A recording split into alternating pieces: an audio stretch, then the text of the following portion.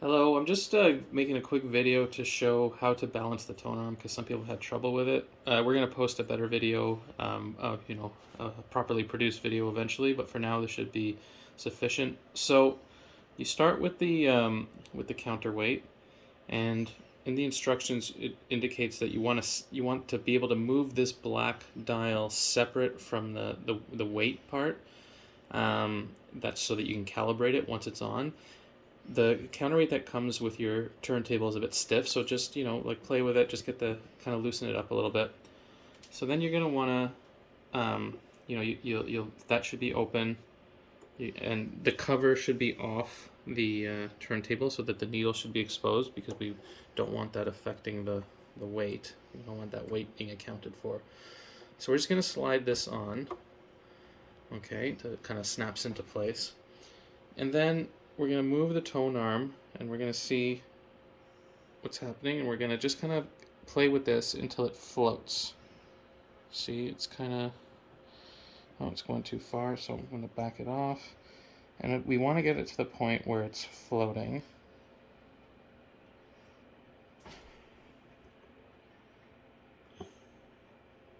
Yep.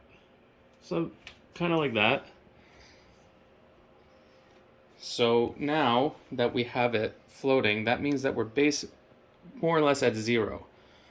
So now we're going to take this dial, without moving the whole dial, we're just moving the black part. And we're going to move it until the zero is at the indicating line. Again, it is stiff, but you just have to kind of play with it. Alright, so now the zero's there. See, I kind of threw it out of whack a little bit, so I'm just going to rebalance it. And, just kind of trial and error. So now it's pretty well balanced. And because the tracking force is supposed to be 1.8, we're now at 0. So now we're going to turn the whole counterweight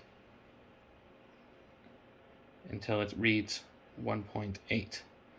And now it's balanced. So one more thing. First of all, obviously it's going to rest in here. When we put on a record, we're going to lift this with the Q lever, lift the tone arm, move it over the record, and then put the Q lever down so that the needle drops gently onto the record. But the other thing to note, if you're finding your records are skipping a lot, in the instructions it says to put the anti-skate at 1.8. Just put it down to 0 if you're finding your records are skipping. In some situations, that is the optimal setting. And that's it. If you have any questions, just reach out to us. Thank you so much.